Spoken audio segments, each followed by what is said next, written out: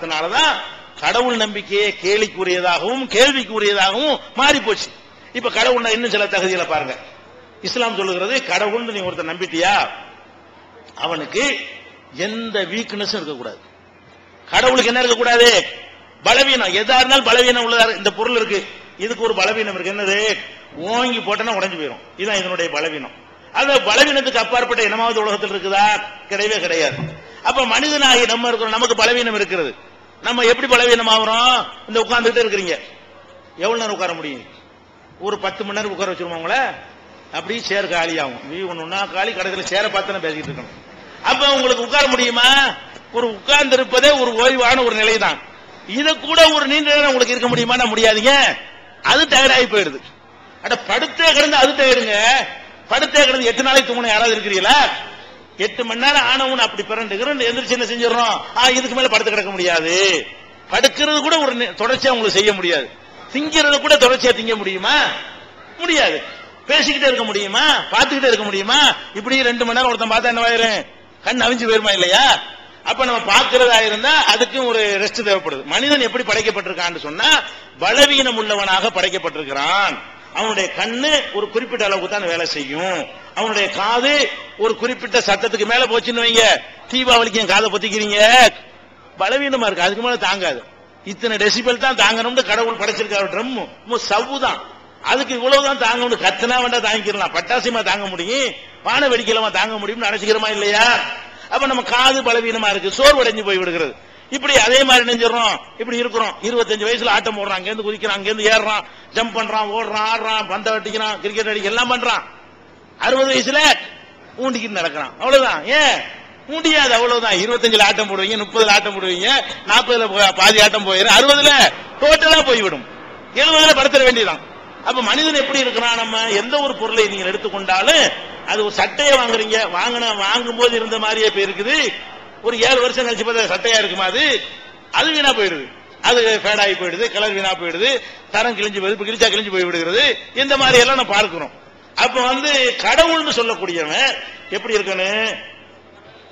ஒரு பலவீனம் இருக்கக்கூடாது.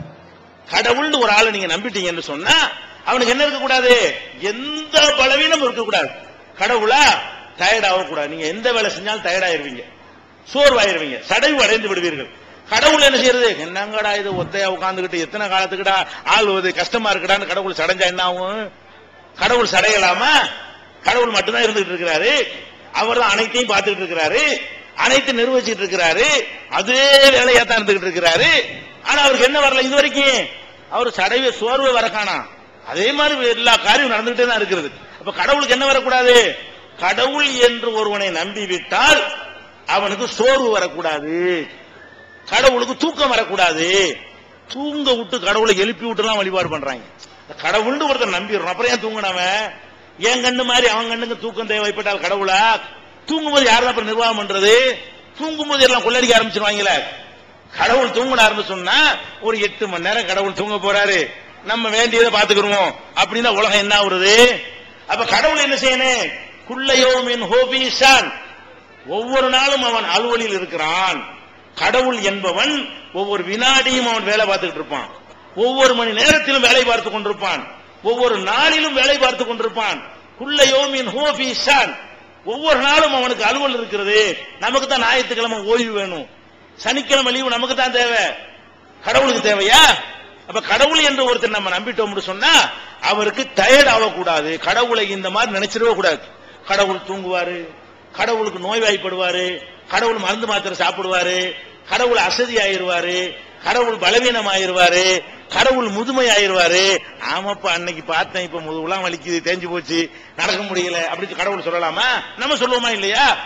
அன்னைக்கு பண்ணுன, அன்னைக்கு மூட்டை தூக்கிட்டு போனேன், இன்னைக்கு முடியுமா எனக்கு அப்படின்னு நம்ம சொல்லுவோம். ஏன்? டிஸ்க் போச்சுன்றுவாங்க. நமக்கு அல்லாஹ்வுக்கு டிஸ்க் போவோமா? கடவுளுக்கு போவோமா? அவருக்கு ஒண்ணும் போகக்கூடாது. அப்ப கடவுள் என்று சொன்னால் அவருக்கு எந்த விதமான பலவீனம் இல்லாமல், தூக்கம் இல்லாம, மறதி இல்லாம, சோர்வு இல்லாம, அசதி இல்லாம, முதுமை இல்லாம, நோய் இல்லாம, கவலை. நம்ம என்ன செய்வோம்? தலையில போய் உட்கார்ந்துரும். கொண்டாடி மூத்தா போயிட்டால, புருஷன் செத்து போயிட்டானே, கடவுள் போச்சே, எல்லாம் போச்சு, சுனாமி எல்லாம் கடவுள் அவர் தானே வேலையா பண்றாரு. அவரையா தலையில கழிச்சு உட்கார்றாரு? சுனாமி ஏற்படுத்தின அவரா இருக்கும்போது தலையில கை வச்சு உட்காருவாரா? கடவுள் கவலைப்படுவாரா? நம்ம பயப்படுமா இல்லையா? திருண்டு கரண்ட் போச்சுன்னு வைங்க, ஒரு சத்தம் பயங்கரமா அலட்டுறான், அப்படின்னு நடுநடுங்கி போயிடும். ஏன்? நம்ம பலவீனர்களா படைக்கப்பட்டிருக்கோம். கடவுள் பயப்படுவாரா?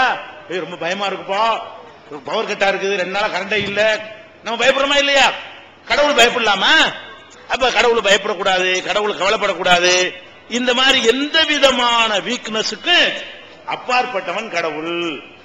இதை மட்டும் வழங்கி இருந்தால் இந்த மனுஷனை எல்லாம் கடவுள் எவனும் சொல்ல மாட்டான். ஏன்? இவன் யார கடவுள் சொல்றானோ அவங்கிட்ட எல்லா பலவீனம் இருக்கிறது. யார நம்ம கடவுள்னு நினைச்சு மனுஷனை போய் கும்பிடுறானோ அவனை எடுத்து பார்த்தா என்னது? இந்த ஒரு பாபா உண்ணாவிரதம் இருந்தாருங்க, கருப்பு பணத்தெல்லாம் ஒழிக்க போறேன்னு நினைச்சாரு. பாபாண்டு ஒருத்தர் டெல்லியில உண்ணாவிரதம் இருந்தாரு. உண்ணாவிரதம் எப்படி இருக்கு? அவர் சாமியாருங்க. சாமியாருடைய உண்ணாவிரதம் எப்படி தெரியுமா? தண்ணி விமானத்தில் வந்து இறங்குறாரு. எங்க? உண்ணாவிரதம் இருக்கிறதுக்காக, உண்ணாவிரதம் இருக்கிறதுக்காக வேண்டி அவர் விமானத்துல பறந்து வந்தது கட்டணம் மட்டும் 25 லட்சம் ரூபாய். அப்ப தனி விமானத்துல வந்து இறங்குறாரு. அப்ப இதெல்லாம் பார்த்தா தெரியுதா இல்லையா? மக்கள் காசு வச்சு ஏமாத்துறாங்க. உண்ணாவிரதம் இருக்கிறத கூட நீ இருக்கிற மாதிரி நான் இருக்கிற மாதிரி இருக்க முடியல பத்தியா அவனுக்கு. நம்ம எப்படி உண்ணாவிரதம் இருப்போம் அப்படி இருக்க முடிஞ்சு அவனால? அவனுக்கு எப்படி முடிஞ்சு? அவனாச்சும் பரவாயில்லை, அண்ணாங்காசர் அவனா உண்ணாவிரதம் விட்டான். சாவுற வரைக்கும் உண்ணாவிரதம் தானா? முடியல, திண்டு திண்டு பல உண்ணதுனால 2வது நாள்ல ஆட்டம் வந்துருச்சு. ஆஸ்பத்திரியில போனா மறுத்துவாங்க, ஆஸ்பத்திரியில குளுக்கோஸ் ஏத்துறாங்க. கடைசியில என்னது? நான் உண்ணாவிரதத்தை கை விட்டுறேன், திங்காம இருக்க முடியாது, செத்து போயிட்டா என்ன பண்றது? இதுதான் நல்ல தெரியுதுல ஒண்ணுமே. அப்ப இந்த மாதிரி எல்லாம் பார்க்கக்கூடிய நேரத்தில் வந்து கடவுளை வந்து நம்ம பலவீனம் உள்ளவனும் கடவுளா இருப்பான் நம்ம நம்புற காரணத்தினால இது மாதிரியான குழப்பங்கள்லாம் ஏற்பட்டு விடுகிறது. இதை வந்து இஸ்லாம் மறுக்கிறது. கடவுள்னு சொன்னா ஒரு வீக்னஸ் இருக்கக்கூடாது, கடவுளுக்கு எந்த பலவீனமும் இல்ல அப்படின்னு நீங்க என்ன செய்யணும்?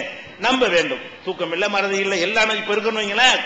ராத்திரில கடவுள் தூங்குறாருன்னு வைங்க, ராத்திரில தூங்குனா எல்லா நேரமும் ராத்திரி தானே. நமக்கு இப்ப ராத்திரியா இருக்கலங்க, நமக்கு பகலா போகும்போது இன்னொருத்தர் ராத்திரியா போயிரும்ல. நம்ம பகல்ல இருப்போம், அமெரிக்காவுக்கு அது என்னது? அது ராத்திரி.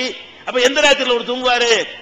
அப்ப இதெல்லாம் பார்த்தா லாஜிக்கும் பொருந்தல. இந்த உலக அமைப்பை வச்சு பார்க்கும் பொழுது கடவுளுங்கிறது தூங்குறது, அவர் பொண்டாட்டி பிள்ளை ஜாலியா இருக்கிறது, அவர் கக்கூசு போயிருக்காரு, கடவுள் எங்க எதுவும் பாத்ரூம் போயிருக்காரு, இது கடவுளுக்கு லாய்க்கு வருமா? கடவுளுங்க பாத்ரூம் போறான், அவனை கடவுளுங்கிறாங்க. இப்ப கடவுள் பாத்ரூம் போடாருன்னா பாத்ரூம் போற நேரத்தில் அவர்கிட்ட யார்கிட்ட போய் நம்ம கேட்கறது?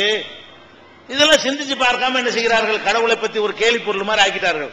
கடவுளை பத்தி எந்த மரியாதையுமே இல்லாம போனது காரணம் வேறாங்க. இவன் தான் கடவுளுக்கு கடவுளுங்கிறான். கடவுளுக்கு முன்னாடி போய் நின்றுகிட்டு திருப்பதி ஏழுமலை வெங்கடேசா என் காதலுக்கு பச்சை கொடி காட்டுன்னு சிக்ஸா படிக்கிறான் பாட்டு. யாருக்கு முன்னாடி? கடவுள்னு சொல்லிக்கிறான். அதுக்கு முன்னாடி என்ன செய்யறான்? தொப்புல கட்டிட்டு பொம்பளை ஆடுற. நம்ம கடவுள் முன்னாடி நிக்கிறோம், அப்பா முன்னாடி இப்படி ஆட முடியுமா?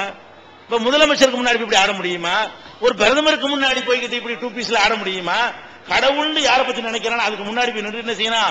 குருவாயூரப்பா குருவாயூரப்பான்னு அங்கேயும் போயிட்டு ஆடுறான். என்ன ஆடுறான்? கடவுள்னு ஒரு பக்கம் சொல்லிக்கிறான், ஆபாசமா போய் அங்க போய் சேட்டை பண்றான்.